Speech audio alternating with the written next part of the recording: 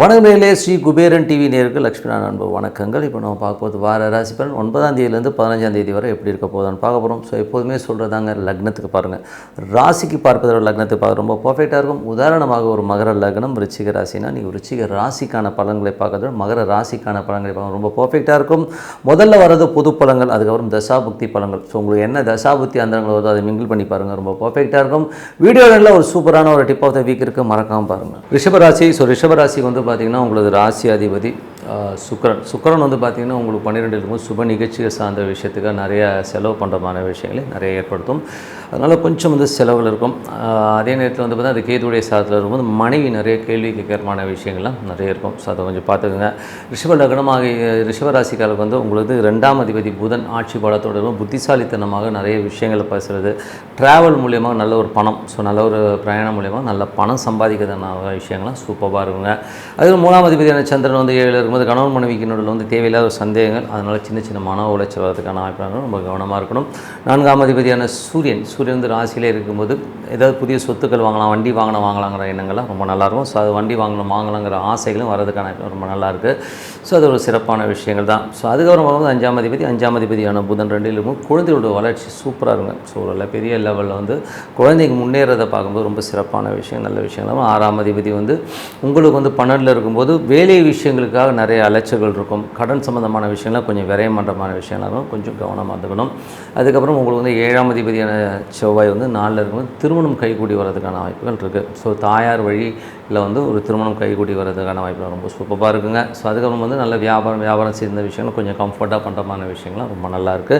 8ஆம் அதிபதியான குரு வந்து பார்த்திங்கன்னா 2 இருக்கும்போது குடும்பத்தில் பேச்சுக்கள் கொஞ்சம் கவனமாக பேசணும். ஸோ ஏதாவது ஏடாவளமாக பேசி அதெல்லாம் மாற்றதுக்கான ரொம்ப ரொம்ப கவனமாக இருக்கிறது ரொம்ப நல்லது.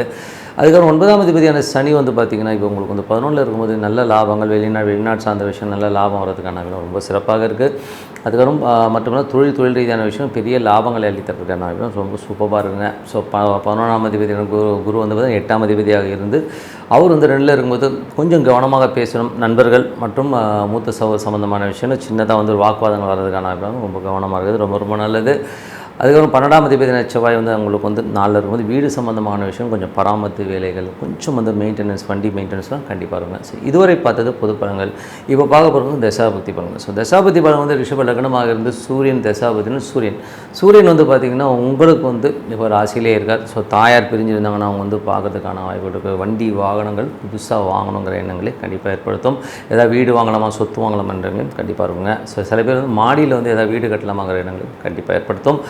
ரிஷப லக்னமாவது சந்திரன் தசாபதினு சந்திரன் வந்து பார்த்திங்கன்னா உங்களுக்கு வந்து 3ஆம் அதிபதி. அவர் வந்து பார்த்திங்கன்னா இப்போ வந்து 7 இருப்பார். ஸோ 7 இருக்கும்போது கொஞ்சம் சந்தேகங்கள் கணவன் மனைவி நோட்டில் வர்றதுக்கான வாய்ப்பு, அதனால் ஒரு மன உளைச்சல் இருக்கிறதுக்கான வாய்ப்பு, கொஞ்சம் பார்த்து நடந்துக்கணும்.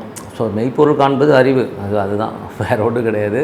ஸோ அதுக்கப்புறம் வந்து புதன் வியாழன் வந்து சந்திராஷ்டம காலகட்டங்கள் வந்து கொஞ்சம் கவனமாக இருந்தது ரொம்ப ரொம்ப நல்லதுங்க. ஸோ அதுக்கப்புறம் ரிஷப லக்னமாக இருந்து செவ்வாய் வந்து உங்களுக்கு 4 இருக்காருங்க. ஸோ 7ஆம் தேதி 4 இருக்கும்போது நல்ல திருமண சுப நிகழ்ச்சி நடக்கிறதுக்கான வாய்ப்புகள், வீடு வண்டி வாசல் வாகனங்கள் அமைவதற்கான ரொம்ப சிறப்பாக இருக்குங்க. ரிஷப லக்னமாக இருந்து ராகு தசாபுக்தி அந்தரங்கள். ஸோ ராகு வந்து பார்த்திங்கன்னா உங்களுக்கு 10 இருக்காருங்க. ஸோ தொழில் ரீதியான விஷயங்களும் நல்ல வளர்ச்சி, நல்ல ஏற்றம் வர்றதுக்கான வாய்ப்பு ரொம்ப நல்லாயிருக்கு. ராகு வந்து குருடைய சாரத்தில் இருக்கும்போது நல்ல வளர்ச்சி, நல்ல பணம் வர்றதுக்கான வாய்ப்பு ரொம்ப நல்லாயிருக்கு. ஸோ எல்லாமே ரொம்ப சிறப்பான விஷயங்கள். பட் இருந்தாலும் கொஞ்சம் வந்து அகலக்கால் வைக்காமல் இருக்குது ரொம்ப ரொம்ப நல்லது. ஸோ அது வந்து உங்கள் லிமிட்ஸ் பார்த்துக்குங்க. ரிஷப லக்னமாக இருந்து குரு தசாபுத்தின் குரு வந்து பார்த்திங்கன்னா உங்களுக்கு வந்து 8ஆம் அதிபதியாக இருந்து அவர் வந்து 2 இருக்கும்போது பேச்சில் கவனம் தேவை. ஸோ நண்பர்கள் மற்றும் மூத்த சகோதர சம்பந்தமான விஷயம் கொஞ்சம் கவனமாக இருக்குது ரொம்ப ரொம்ப நல்லதுங்க. அதுக்கப்புறம் ரிஷப லக்னமாக இருந்து சனி தசாபுத்தின் சனி வந்து பார்த்திங்கன்னா உங்களுக்கு 11 இருக்கும்போது பெருத்த லாபங்கள், வெளிநாடு சம்மந்தமான விஷயம் பெரிய லாபங்கள், அப்பானால நல்ல லாபங்கள் வரதுக்கான தொழில் ரீதியான விஷயம் நல்ல வளர்ச்சி கிடைக்கிறதுக்கான சூப்பராக இருக்குங்க. ஸோ ரிஷப லக்னமாக இருந்த புதன் தசாபுதன் புதன் வந்து பார்த்தீங்கன்னா 2, 5ஆம் அதிபதி 2லேயே இருக்கும்போது நல்ல வருமானங்கள், ஆன்மீகம், சுற்றுலா இதெல்லாம் நல்ல லாபம் வர்றதுக்கான வாய்ப்புலாம் இருக்குது. அது மட்டும் இல்லாமல் பார்த்திங்கன்னா உங்களுக்கு வந்து குழந்தைகளோட வளர்ச்சி ரொம்ப சூப்பராக இருக்குங்க. ஸோ எல்லாமே ரொம்ப நல்ல விஷயங்கள் தான். ரிஷப லக்னமாக இருந்து கேது தசாபுத்தினா கேது வந்து பார்த்திங்கன்னா உங்களுக்கு 4 இருக்கும்போது வீட்டில் கொஞ்சம் சின்ன வீட்டுக்காக கடன் வாங்குறது, ஸோ தாயாரோட உடல்நலம் சம்மந்தமான விஷயங்கள் ரொம்ப ரொம்ப கவனமாக இருக்கணுங்க. ஸோ ஸோ அதுக்கப்புறம் வந்து ரிஷப லக்னமாக வந்து சுக்கிரன் தசாபதினா சுக்கிரன் வந்து பார்த்திங்கன்னா உங்களுக்கு வந்து 6ஆம் அதிபதியாக இருந்தது 12 இருக்கும்போது கடன் சம்மந்தமான விஷயங்கள் சில நேரங்களில் தூங்காமல் இருக்கிறது, வேலை விஷயமாக கொஞ்சம் அலைச்சல் இருக்கிறது, வெளியூர் பிரயாணம் பண்ணுறமான விஷயங்கள் கண்டிப்பாக இருங்க. ஸோ மற்றபடி என்னங்க என்னை பொறுத்த ஒரு நல்ல ஒரு பிரார்த்தனை, ஒரு அமைதியான இடத்துல உட்காந்து நல்ல ஒரு பிரார்த்தனை கண்டிப்பாக அடுத்த லெவல் போகிறதுக்கான ரொம்ப சிறப்பாக. Tip of the week. So tip of the வீக்கில் இப்போ பார்க்க போகிறது கோவக்கார யார். ஸோ யாருக்கெல்லாம் வந்து கோவக்கார எமோஷன் ஏகாமரமாக இருக்காங்கிறத பற்றி தான் பேச போகிறோம். ஸோ கோபங்கிறதுக்கான கிரகம் பார்க்கும்போது ராகு செவ்வாய் ராகு இருக்கிறவங்க பார்த்திங்கன்னா அந்த எமோஷன்ஸை அதிகமாக ஈடுபடுவாங்க. ஸோ உதாரணம் சொல்ல போனோம்னா மனிதர்கள் மட்டும் இல்லை, ஒரு உயிரினத்திலே கூட பார்த்திங்கன்னா ஒரு நாய் வந்து ஒரு வெறித்தனமான நாயாக இருக்குன்னு வைங்களேன், அது கண்டிப்பாக வந்து ஒரு ராகு சம்மந்தப்பட்டு அது எமோஷனாக இருக்கும். செவ்வாய் ராகு இருக்க அதிகமாக சேரும்போது அது வெறித்தனமான நாயாக மாறிடும்.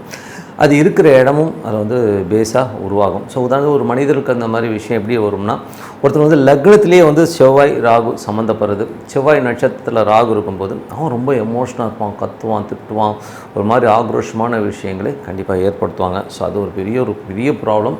இதுலேயே வந்து பார்த்திங்கன்னா சில பேருக்கு வந்து லக்னத்துலேருந்து 3ஆம் இடத்துல வந்து செவ்வாய் ராகு இருக்கும். ஐயோ அவனெல்லாம் கண்ட்ரோலே பண்ண முடியாது, எடுத்தவங்க ஒருத்தன்ற லெவலில் போகிற ஒரு கேஸுங்க தான் வந்து செவ்வாய் ராகு. அது மட்டும் இல்லாமல் தூக்கி போட்டு உடைக்கிறது இந்த மாதிரி விஷயங்கள்லாம் செய்கிறது சனி செவ்வாய் வந்து உள்ளுக்குள்ளே வந்து ஒரு வாரியர் மாதிரி இருப்பானுங்க, டமால் டிமில் போட்டு உடைக்கிறது, கத்துறதுங்கிற மாதிரி விஷயங்கள்லாம் அதிகமாக இருக்கும். ஸோ இதெல்லாம் வந்து எமோஷ்னலான ஒரு ஆட்கள் ரொம்ப கோவப்படுறாங்க. ஸோ இதில் வந்து பார்த்திங்கன்னா 2ல் வந்து செவ்வாய் ராகு இருக்கிறவங்களாம் பார்த்திங்கன்னு வைங்களேன், வாயை திறந்து பேசினா ஐயோ நாராசமாக இருக்கா, என்னடா அசிங்கமாக பேசுகிறானுங்கிற மாதிரி காதை மூடிக்கிறமான விஷயங்களே கண்டிப்பாக இருக்கணும். அந்த மாதிரி கோபத்தில் அவங்களுக்கு என்ன வார்த்தை பேசணுன்னே தெரியாது. அதே மாதிரி வந்து பார்த்திங்கன்னா 4ல் வந்து செவ்வாய் ராகு இருக்கும்போது தாயாரோடைய விஷயங்கள் வந்து கொஞ்சம் நிலபுலங்கள் சம்மந்தமான விஷயம் ரொம்ப ஒஸ்ட்டாக நடந்துப்பாங்க. அம்மா கிட்ட வந்து அவங்க அம்மாவே வந்து பெரிய கேடியாக இருக்கும். ஸோ இதெல்லாம் வந்து இந்த கோபத்தில் வந்து வர விஷயங்கள் வந்து தாயாரும் சம்மந்தப்பட்டுருவாங்க. ஸோ அந்த மாதிரி விஷயங்கள் இருக்குது. அதுக்கு அடுத்தது வந்து பார்த்திங்கன்னா சனி செவ்வாய் வந்து ரொம்ப எமோஷனல் வாரியாக அவன் நிம்மதியாகவே இருக்க மாட்டான், தானும் வருத்திக்கிட்டு மற்றவனையும் வருத்துறது தான் வந்து இவனோட பெரிய ப்ராப்ளமே. ஸோ அந்த மாதிரி ஆட்கள் ரொம்ப மோசம். அது வந்து பார்த்திங்கன்னா 12லலாம் வந்து இந்த சனி செவ்வாய் ராகு இருந்தால் நைட்லாம் தூங்க மாட்டான், நான் அவனுக்கு கத்தாம விட மாட்டேன், திட்டிட்டு தான் படுப்பேன்னு சொல்லிட்டு அப்படியே பத்தான்னு ஒரு எமோஷனாகவே இருப்பாங்க.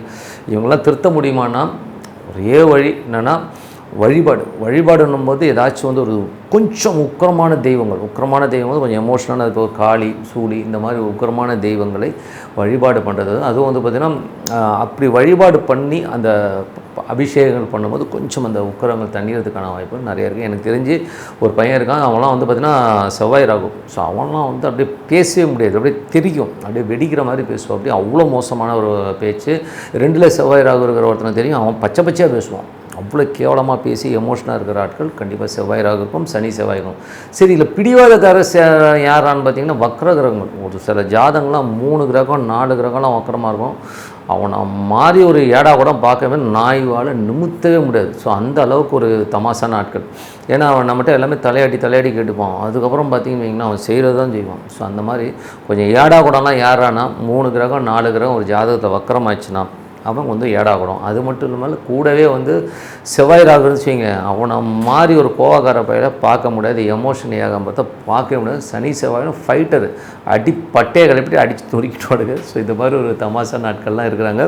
கொஞ்சம் கவனமாக இருக்கணும். ஏன்னா வந்து இதெல்லாம் வந்து ஒரு விஷயங்களில் வந்து இதில் என்னென்னா சனி செவ்வாயோ சனி ராகு வந்து வேறு மாதிரி ஒரு அதுக்கு வந்து பரிகாரம்னு பார்க்கும்போது கருப்பண்ணசாமி இந்த மாதிரி விஷயங்கள் இது பண்ணும்போது அந்த எமோஷனை கம்மி பண்ணும். செவ்வாய் ராகுன்ற போது நீங்கள் வந்து அந்த உக்கிரமான தெய்வங்கள், மனித முகம் இல்லாத உக்கிரமான தெய்வங்களை வழிபடும்போது கொஞ்சம் அந்த எமோஷன்ஸை கண்டிப்பாக இது பண்ணும். அதனால் வந்து இது வழிபாடு பண்ணுங்கள். அந்த எமோஷனாக இருக்கிறதுக்கு வந்து ஒரே இது தியானம், மெடிடேஷன் இதில் போகும்போது கொஞ்சம் வந்து அது கிளியர் ஆகும். அது பண்ணி பாருங்கள். அதே மாதிரி ராகு சந்திரன் ராகுலாம் வந்து பார்த்திங்கன்னா கொஞ்சம் சேடிஸ்ட்டாக இருப்பாங்க. என்ன சொல்கிறது, எமோஷன் ஆகிட்டானுங்கன்னா அப்படியே பட்டன்னு ஆடுதுன்னு சொல்லலாம். அருள்வாக்கு சொல்கிறதே வந்து ராகு சந்திரன் தான் வரும். ஸோ அருள்வாக்கு ஒரு பக்கம்னா இன்னொரு ஓவராக எமோஷன் ஆச்சுன்னா பைத்தியக்கார மாதிரி ஆயிடுவானுங்க. ஸோ அந்த மாதிரி சேடிஸ்டான நாட்களும் இதில் வருவாங்க. ஸோ அதனால் இந்த மாதிரி ஒரு கிரக அமைப்பு இருக்கவங்க உக்கிரமான தெய்வ வழிபாடுகள் எல்லாம் பண்ணுறது நல்லது. அதே மாதிரி வந்து இந்த குருக்கேதெல்லாம் இருக்குன்னா ரொம்ப தனிமையில் போயிடுவாங்க. ஸோ அவங்களாம் வந்து சித்தர் வழிபாடு பண்ணுறது ரொம்ப நல்லதுங்க. ஸோ அதனால் கோவக்கார கோபாலி யாருன்னா செவ்வாய் ராகும் சனி செவ்வாய் தான். மற்றவங்களாம் வந்து ஓரளவுக்கு பரவாயில்ல, பட் இவங்ககிட்டையும் கொஞ்சம் ஜாகிரதையாக இருக்கணும். மற்றபடி என்னங்க ஒரு நல்ல விஷயம், நல்ல மாற்றங்கள் பிரார்த்தனை அவசியம். உங்களிடம் விடைபெறுவது உங்கள் லக்ஷ்மி நாராயணன். நன்றி, வணக்கம். ஸ்ரீ குபேரன் டிவியை பார்த்தமைக்கு நன்றிகள். மேலும் இது போன்ற தகவல்களை தெரிந்து கொள்ள ஸ்ரீ குபேரன் டிவியை சப்ஸ்கிரைப் செய்யுங்கள். மறக்காமல் பெல் ஐக்கானை கிளிக் செய்யுங்கள்.